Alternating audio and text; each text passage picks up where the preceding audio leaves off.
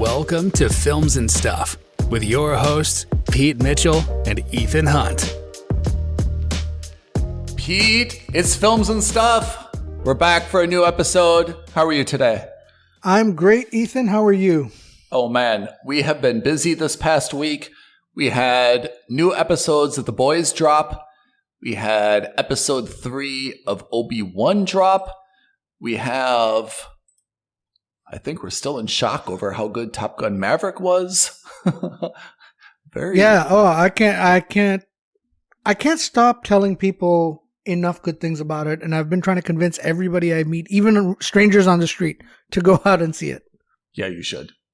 But something that caught me totally by surprise that I never even heard about it, and no one told me about it, but you and I have we found it together? We found it, I can't remember who referred to who, but we've been watching Tokyo Vice on HBO Max, and I think we're both like head over heels for it, right? Right. So it is, it's not a hidden gem because obviously it's on HBO Max, but it is something that I found completely by accident at the very, very beginning of this year when I was compiling our first draft list of shows to keep an eye out on for the rest of the year, you know, as a part of our projections for what we think the year was going to do. And I came across Tokyo Vice on some article, maybe, you know, on, Variety or somewhere else. I can't even remember. And I thought it was an intriguing title only because all of the synopsis said was starring Ansel Elgort, whatever it is, Elgort, and Ken Watanabe, right? Who we all know is one of the most prolific cross-cultural actors from Japan into the West. Oh, yeah. So that's how I became aware of it. At the time, I didn't know anything about it. Yeah. Apparently, it's based on a true story. Oh. Ansel Elgort plays Jake Adelstein, who is a real-life reporter. And this is, of course, set in the 90s. So it's a little bit of, nostalgia. We're 30-odd years in the past. And it's his story about, I guess, how he uncovers the corruption that was running rampant through Tokyo. I mean, it's very interesting because I think for both of us, there is not a lot of popular television or movies about Japanese culture or Japanese society, right? It's a very, I don't want to say it's like closed, but I mean, it's just not that popular. I mean, apart from like Fast and Furious Tokyo Drift, can you think of anything else that's based in Japan apart from like a scene from Godzilla, for example? Alice in Borderlands, if I remember correctly. But again, it's another, you're absolutely right. It's rare to see this in Western media. Yeah. It's rare to see it in English. Even, if you look at something like Squid Game, which was a phenomenon based in Korea, but from Korean creators. Right. And the only reason that it kind of took the world on storm was because it took Netflix on storm. That's actually how I found out about Alice in Borderlands, which is... What's Alice in Borderlands about? It's a similar conceit to Squid Games. Oh. In Tokyo, but based in Tokyo or based in Japan. And again, forgive me, I've seen it. It was, obviously made in Japanese. I watched it with subtitles. Yeah. I thought it was an excellent take on the Squid Game genre. Oh. I really enjoyed it. Is it very gory and bloody and lots of... It's not violence? Nowhere near as gory. It is a little bit, but like Squid Game, it's more about the psychology behind the players than it is. We've seen in Western media, like movies like Saw and other grotesque, gory horror things, which are equal parts psychological thrillers, but equal parts like gore and vory and things like that. That's not what these shows are about. They show some of it, but they're really more about the interactions between humans. So I like that show. I'm not a fan of gore. I'm not a fan of horror. I'm not a fan of gratuitous violence. Yeah. But, they did it really well, I thought. It was really good. I enjoyed it. But you're absolutely right. Outside of that shows on Japan, certainly not in English, I think this is probably the first. Yeah. Oh, maybe The Last Samurai, which was, that Tom Cruise movie, again, also starring Ken Watanabe. But again, those movies are few and far in between. Yeah, but I mean, Last Samurai was like 2003. I mean, that's 20 years ago, right? 19 years ago. Yeah. Exactly. And it was set in 100 years ago, 200 years ago, right? Mm-hmm. Okay. So, do you know anything about the background of Tokyo Vice? Like, is Ansel Elgort, does he speak Japanese? I believe they all learned Japanese fluently for this role. No way. Yep. Really? Oh, yeah. But the only... I'm looking at the cast. It's Ansel, who plays, the lead character, Jake. And then Rachel Keller, who plays Samantha. Is there... Everyone else, I think, is Japanese, right? More or less. There's one... His boss at the newspaper, I think, is Korean in the show. I don't know if she is in the real life, but in the show, she's Korean. Yeah, that's right. Yeah, and I think that, like the character Samantha has like her roommate or one of her friends was also Eastern European, I want to say. Yeah, she was like Eastern European. I was trying to find the right way to say it. That's exactly right. So I think it's just those three. But I mean, to learn Japanese is extraordinarily impressive. This is the mental equivalent of a superhero movie, right? Yeah, where in a superhero movie, they put you through a physical grinder to get in shape. Yeah. In this movie, I think they really trained you and said, no, you have to learn Japanese fluently. Yeah. I love the show. You love the show. Is this just one season, or is this going to be... I mean, is this just no a way. one They and done? have to have a season 2. The way they ended Cliffhanger, there's no way this ends with just season 1. Because, I guess so. But have they made an announcement yet? Nothing, probably. Right? They must not. I mean, they must have based on the ending of it, but nothing that I caught. Yeah. It's interesting how they started. Remember the first episode? They kind of, it's like I don't know if it's called a flash forward, but remember they show Ansel and Ken with, basically Tozawa, or like one of Tozawa's like henchmen, talking about like he's going to run an article, right? And then they never talk about that again. That's the starting point is kind of the end point, right? That's why I think it's going to be, I think that's going to happen in season 2. Yeah. That you're absolutely right. It starts with a flash forward, and I think that flash forward happens in season 2.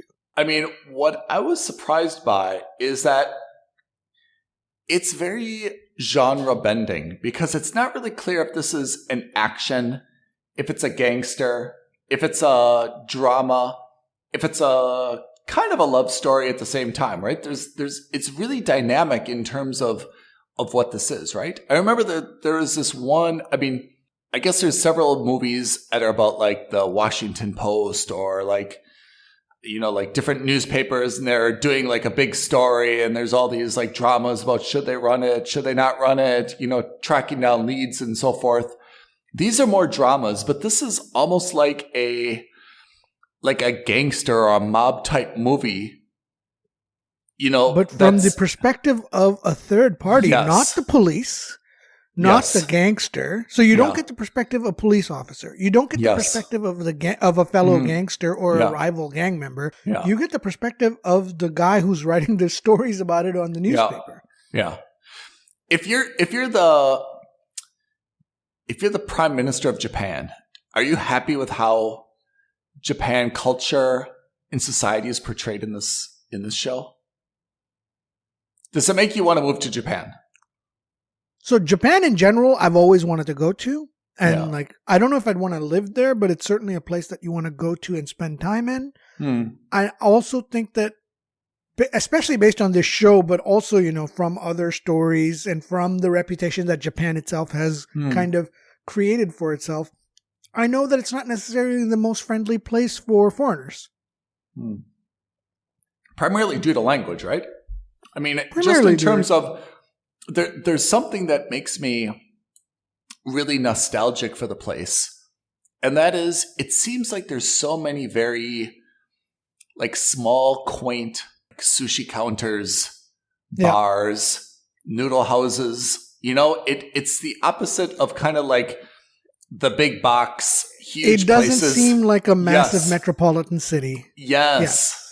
Everything's a little bit small, and it just seems like so intimate. It seems like it's not like, hey, let's meet at sushi brand X. It's like, hey, let's just go down the street. There's 10 great sushi places on my street.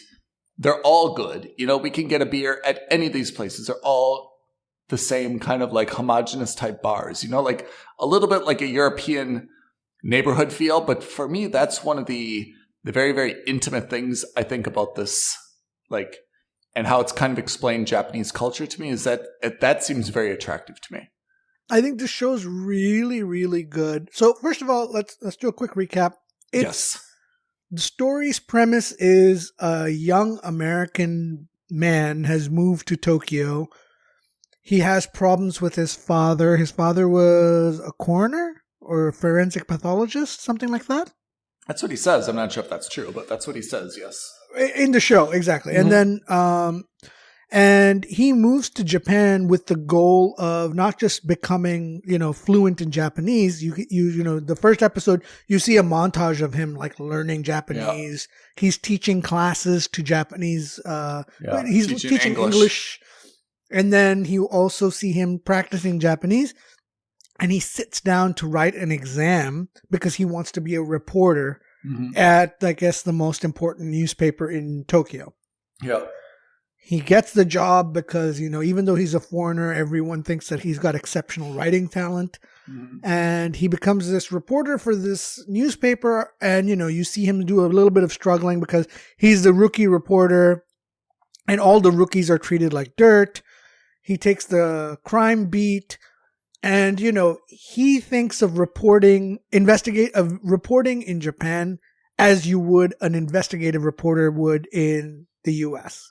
Yeah. Which is, why is no one asking any questions? Mm-hmm. Why, when we're being presented the data from the police, do we have to copy their words verbatim? Mm-hmm. He starts questioning the system. And the system, as you would expect, especially in a place like Japan, is not meant to be trifled with. You don't push back on norms. You don't push back on society. I mean, are you a little bit surprised at how naive he was about like what goes into the job? It just seems like usually if you're so passionate about a job, he was like surprised by this. What do you think? I think it was an element of culture shock, right? Yeah. Because that's not what you would expect for any reporter in the U.S., right? The idea, in the West especially, the concept is always freedom of speech. We can write what we want as long as we have the evidence to prove it, and we're going to find out the truth. Whereas in Japan, the superiors tell you what the truth is, and you take that for gospel, again, according to this show, right? Yeah. And so no one questions the police briefings. There's no questioning. There's no nothing. It's a statement of facts. You copy down those facts. You go back to your office. You write out the story, and then you're done.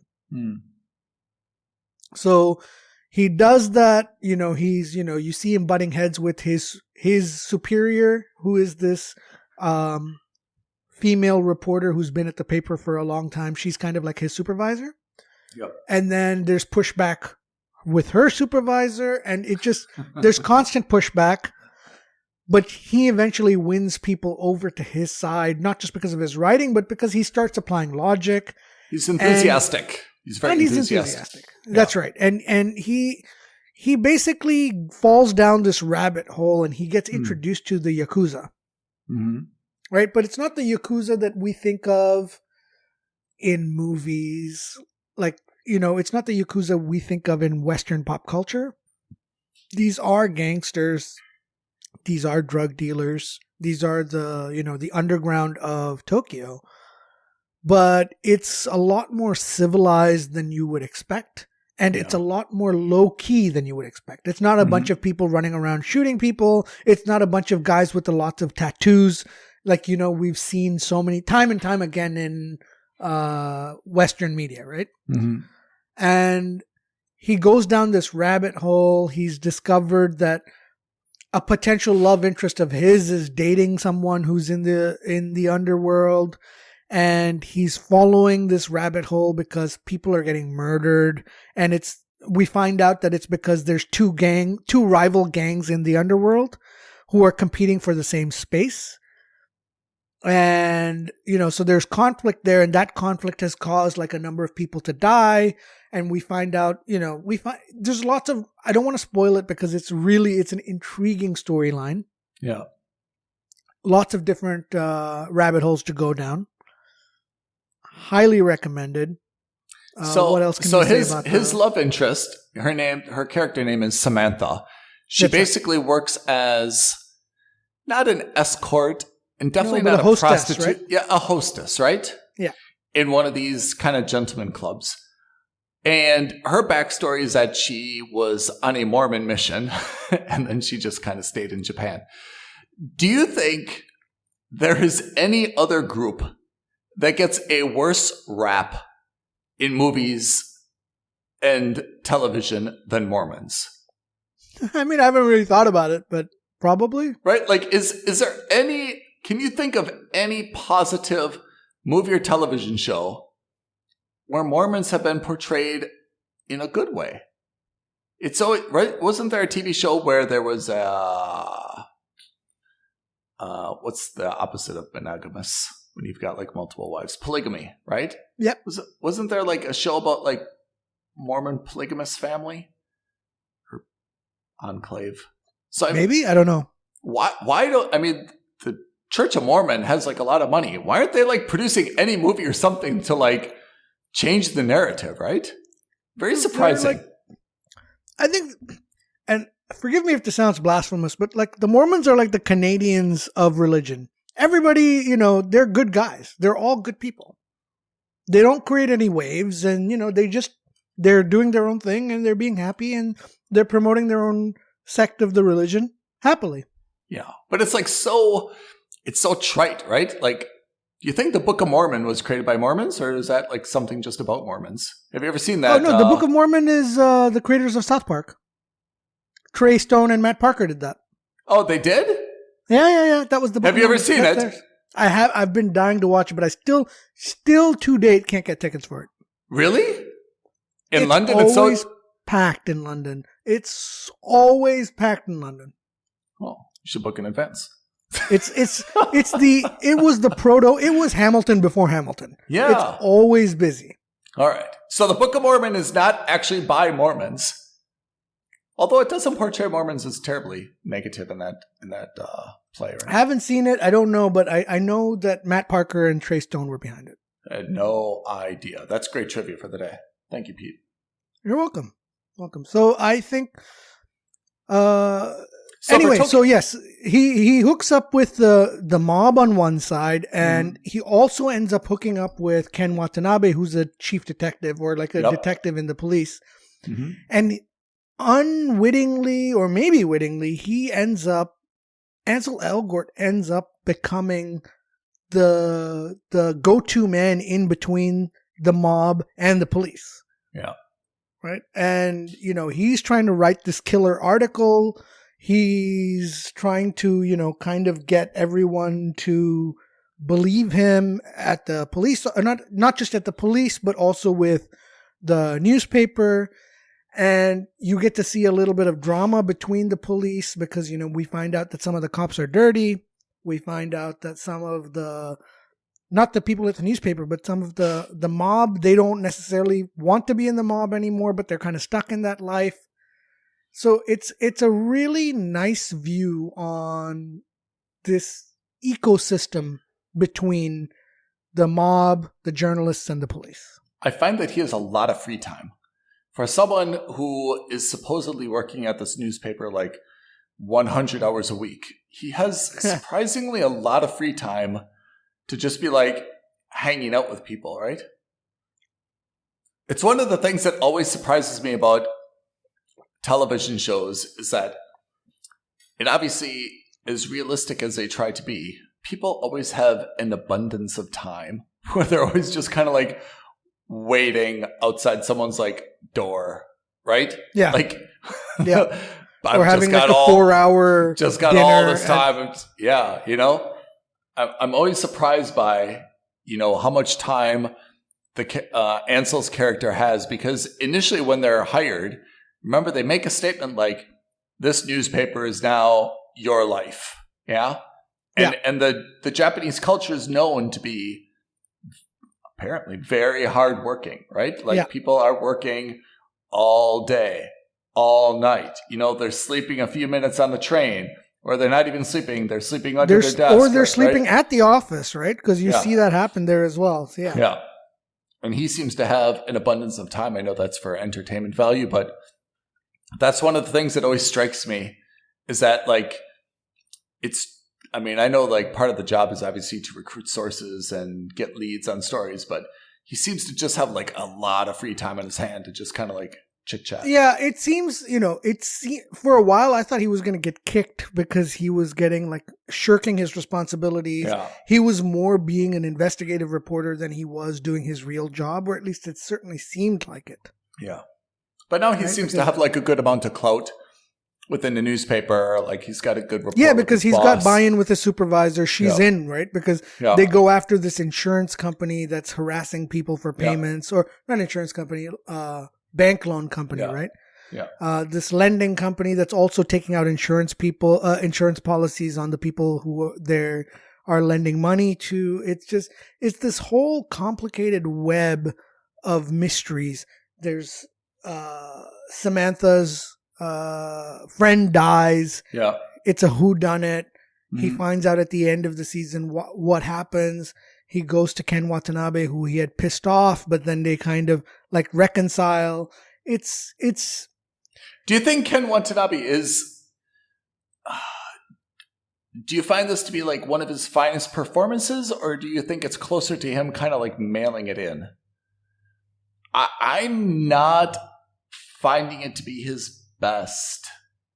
You know? Like, what do you think is his best? I mean, I thought he was very, very strong in Inception. I don't remember The Last Samurai so much, but like Godzilla's, he was in 2 Godzillas, right? As Dr. Ishiro. I didn't find him great in that. I thought, in fact, it was a little bit... those were ones where I think it was him throwing it, just phoning it in. But so, how about this one? Oh, I loved him in this. I thought he was very good in this. I think he plays a very believable detective who's kind of, doing everything he can for his job and also for his family. Like the dynamic we see with his 2 children. I liked it. I really liked it. As good as in Inception? Inception was the model, right? Like for me, Inception... Yeah, he was very good in Inception. I actually think in general, Ken Watanabe is excellent always. I would say that his off performances are not the norm. They're the rarity. So when you see him in Godzilla, and even in Godzilla, to be very frank, even though they were very low key lines, he doesn't look like he's phoning anything in. Yeah. I don't remember him in The Last Samurai as much. And apart from that, I mean, I know he's got a huge bio for Japanese native movies, but not so much for kind of like Western movies. Godzilla, I feel like that's just kind of like his token Japanese role, because Godzilla is kind of Japanese. And of course, there's so much connection with Tokyo in there. So I'm not really loving his role in there. I thought he was exceptional in Inception. And now I wouldn't say that he's phoning it in, but I just, maybe it's because the detective he's playing is a little bit dour, and that's a little bit of his role in that as that detective. But I'm not finding him like super enthused, and maybe it's because he's not enthused about like confronting directly the gang. Maybe that's part of it. Although maybe it's also, part of the role, which is, like a detective is generally thought of to be like a little bit disheveled and not always like super enthusiastic and not always on the right side of everything, right? They're sometimes morally compromised or something. Mm-hmm. So, I don't know. I cannot wait enough for season 2, though. I mean, I'm sincerely excited about season 2. I thought season 1 was very good. Are you surprised that this show is half in Japanese? I mean, it's probably even more than half Japanese with subtitles, right? Yeah, I like that it is, though. It's hard to watch. It makes it very authentic. Very authentic. Exactly. It's hard to watch. And the reason it's hard to watch is that you actually have to watch it. There's... Yeah, you cannot have this on in the background. Yeah, there's so many other shows that, you can have it... We say on in the background, but what we really mean is that we can be going to get a glass of water. You can be like looking at something else. Like you don't have to have your eyes glued to the screen. Whereas this is a show that if you go to get a glass of water, if you step out for a moment and you cannot see the screen, you're missing something. And that's one of the things that it's a blessing and a curse. I mean, we do want authentic shows, and I understand not every show is going to be entirely in English. I mean, there's a lot of, even Better Call Saul, right? There's a lot that's in Spanish. But for me, I have to say, even though I appreciate and respect the authenticity, it is personally a little bit annoying, and I prefer when they talk in English, just because it means I can kind of glance away or I can, multitask or do something else at the same time. Yeah, but there will be a season 2. There will be a season 2. Maybe there will be new characters because it looked like Sato. Maybe no more Sato. Yeah, will to be determined, right? I liked it. I thought it was really. It ended really on a pseudo cliffhanger. Yeah, I agree. I think there's definitely great. Look, we've been purposefully vague about this episode, about this series.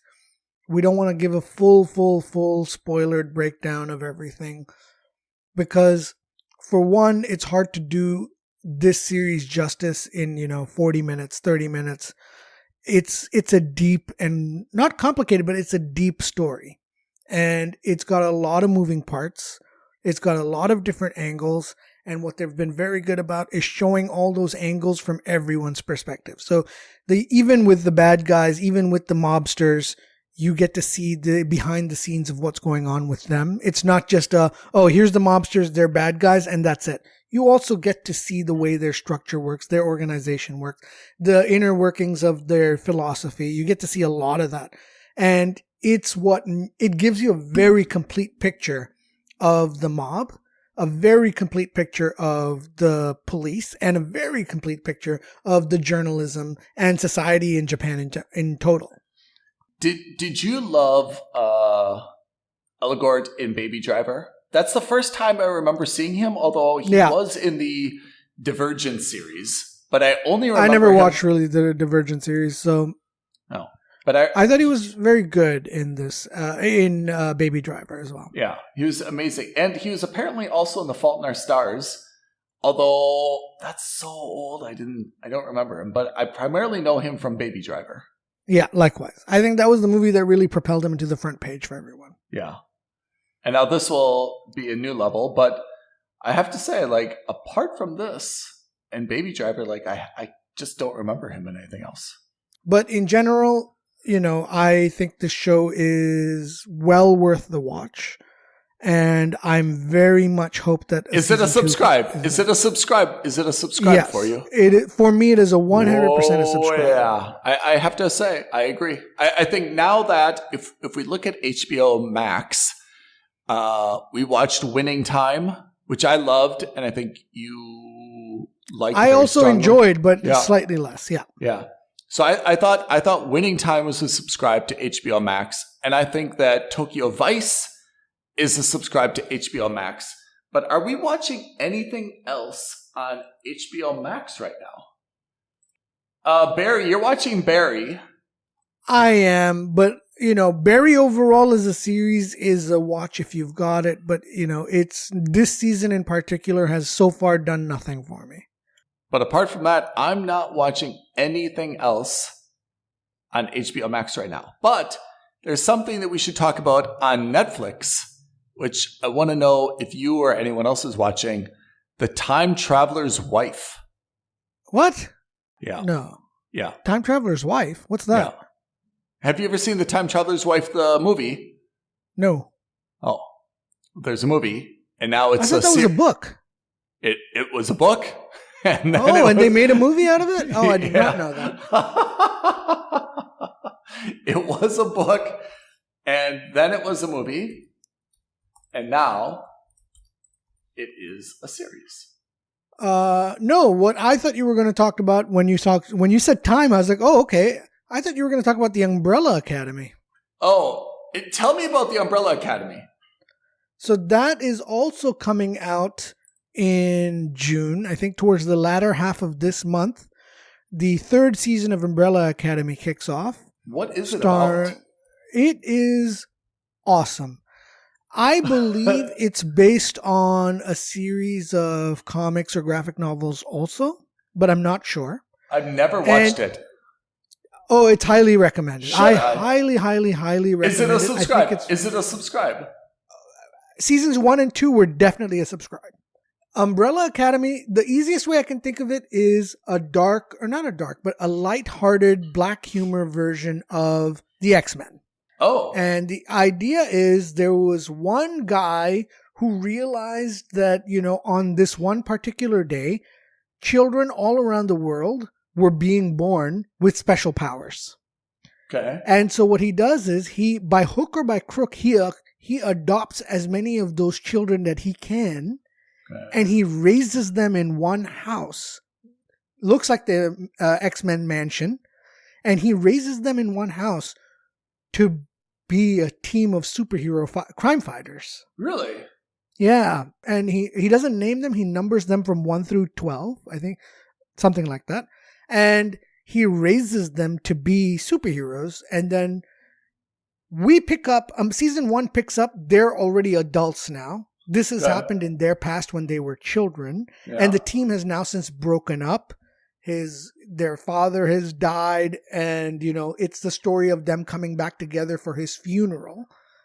And it is a great, great, great story. Like it's actually quite excellent. Really?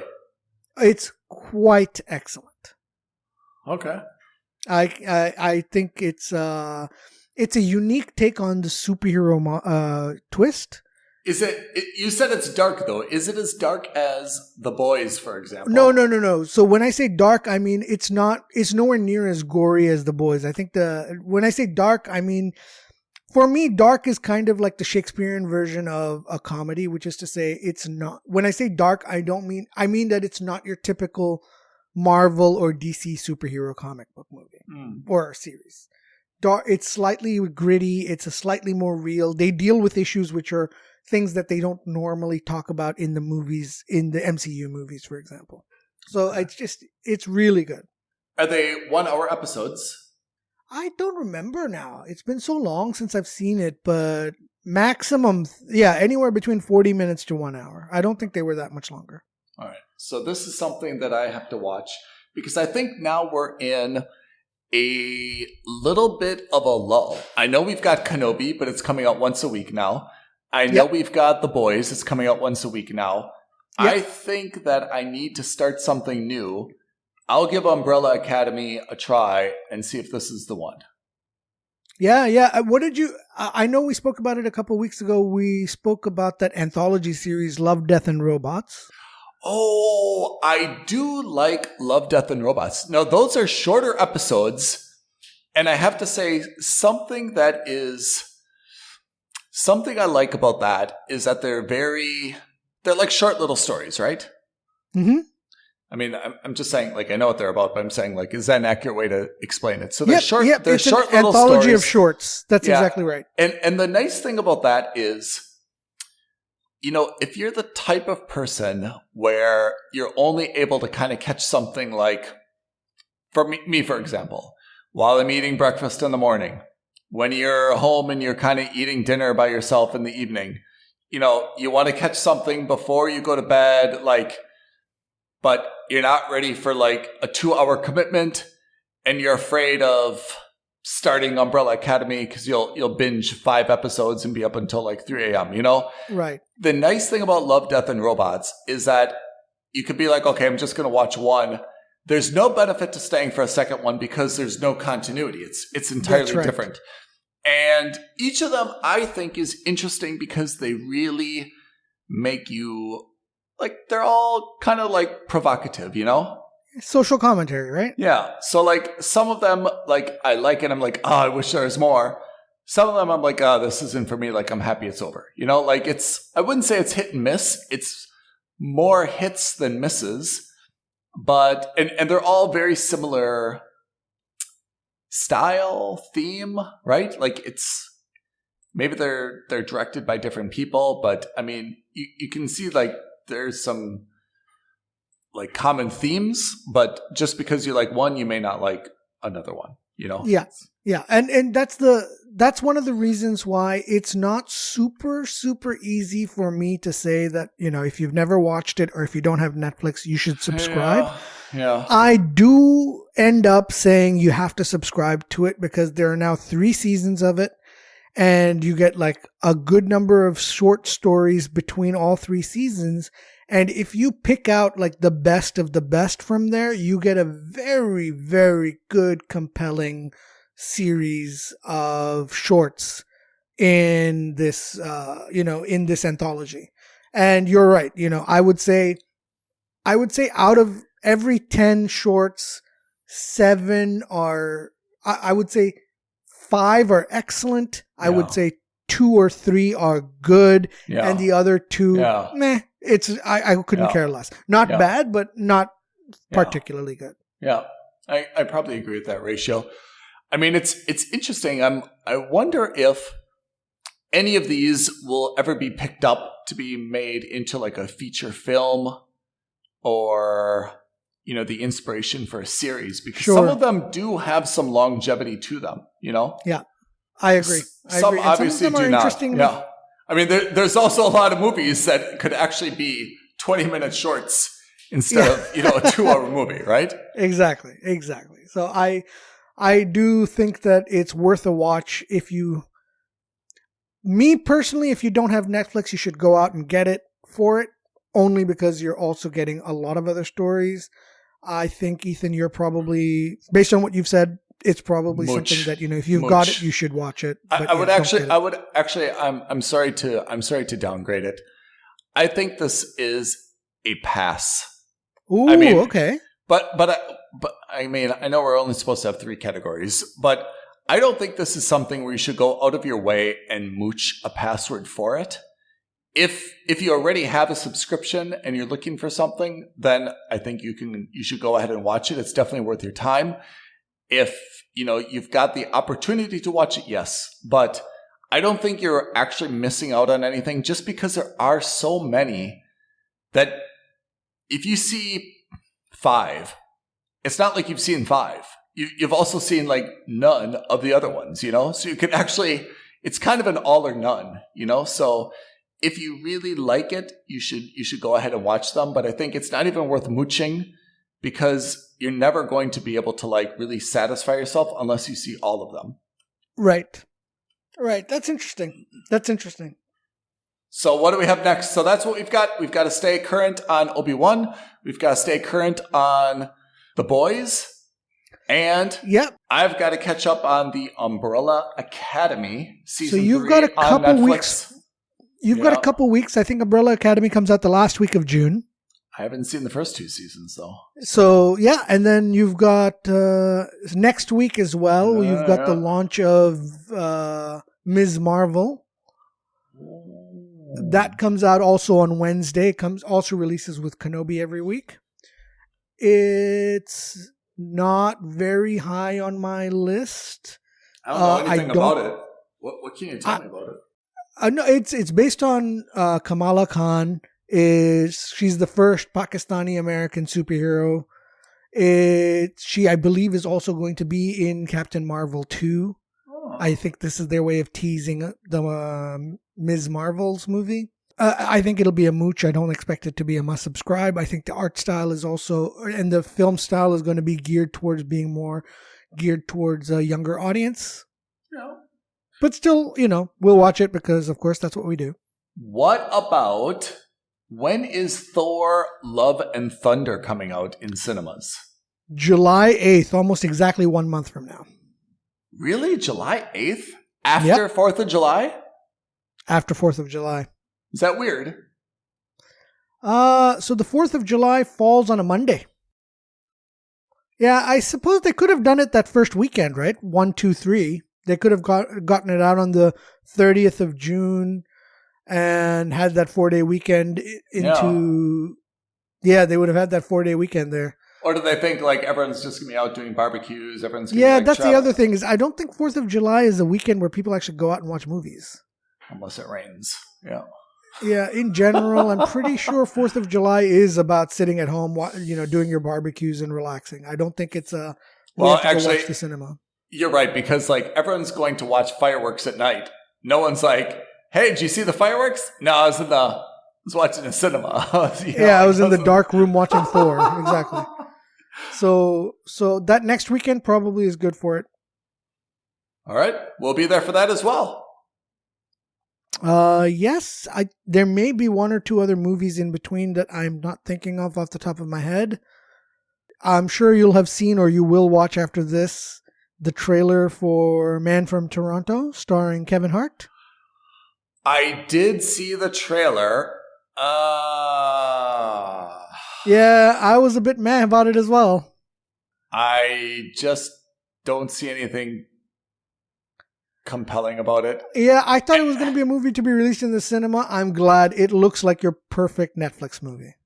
What makes me question Netflix is that I love Kevin Hart. I think he's sincerely funny. But he's playing the same Kevin Hart role, the bumbling, I'm afraid of everything guy. How did I get in this position, guy? Yeah, and Woody Harrelson is playing the same wide-eyed, crazy psychopath role. I just feel like I haven't seen that movie, but I've seen that movie. Yeah. Yeah? This is exactly like Central Intelligence, but instead of The Rock, it's Woody Harrelson. Yeah. I mean, I think, I have to say though, The Rock and Kevin Hart paired up again, I am absolutely in. Absolutely in. If they did, what was it? It was Secret Intelligence? What was there? They did Secret Intelligence? Is that what it's called? Secret Intelligence? I feel like I'm making that Central up. Intelligence. Central Intelligence. Thanks. Yeah. If they did Central Intelligence 2, I am absolutely in. I'm in the queue opening night, right? I think it's Woody Harrelson that I've just seen him be crazy in so many movies, including Suicide Squad 2, right? Woody Harrelson was in Suicide Squad 2? Yeah, at the beginning. 1 or 2. He was at the beginning when he was in the... Yeah, he was. He was like in the courtyard and he was like bouncing a ball. The ball hit the bird. That wasn't Woody Harrelson. That was Michael Rooker. Oh, really? Yeah. That's Yondu from Guardians in the Galaxy. But yes, same energy. Same energy. Thanks for picking me up, Pete. Thank you for picking me up, Pete. Same exact energy. That was the nicest way you could have ever told me that I was wrong, which is same energy. Yeah. No, it's because they're playing the same guy, basically. Yeah. You could have replaced either of them and it would have been equivalent. Yeah. You're absolutely right. I'm sorry. I like Woody Harrelson a lot, but I feel like I've seen enough, to be honest. Sure. But and the same thing with Kevin Hart as that bumbling guy, unless you pair him with The Rock, where they can play off of each other, I'm just not compelled. So when I saw that trailer for The Man from Toronto, I gave it a big yawn. I'm sorry. That's for me. That's already a skip. No, that's absolutely fine. That's absolutely fine. But that's bad. I had high hopes for it, but that's what you get. That's also bad. I mean, if there's a trailer that I've already said skip, It's but it's goes to exactly what you were saying about Netflix. Yeah. That's their model. They say, okay, I've got $50 million to do this movie. Let's get Woody Harrelson. Let's get Kevin Hart. Let's do this movie. We can shoot it in less than $50 million. And because it's got Kevin Hart in it, we'll still get that much money back. And let's move on. Pete, thank you for this episode. I wish you happy viewing this week. We got to stay on top of our stuff. We will speak next week, and we'll have much, much more to break down for sure. Thank you, Ethan. I'm looking forward to it. Everyone else, please messages at aloha@filmsandstuffpodcast.com or send us tweets at F&S Podcast. Every week, Pete is imploring you to message us. Please take him at face value for his advice. We need messages. We'll send out our spreadsheet of rankings. That's good value, I think. That's right. So like and subscribe and all that nonsense. Looking forward to it. Thanks a lot, Ethan. All right. See you guys next week. Next week, everybody. Bye. Thank you for listening to another episode of Films and Stuff. If you haven't already, please subscribe and review on Apple Podcasts, Spotify, or wherever podcasts are downloaded. Films and Stuff. There is no substitute.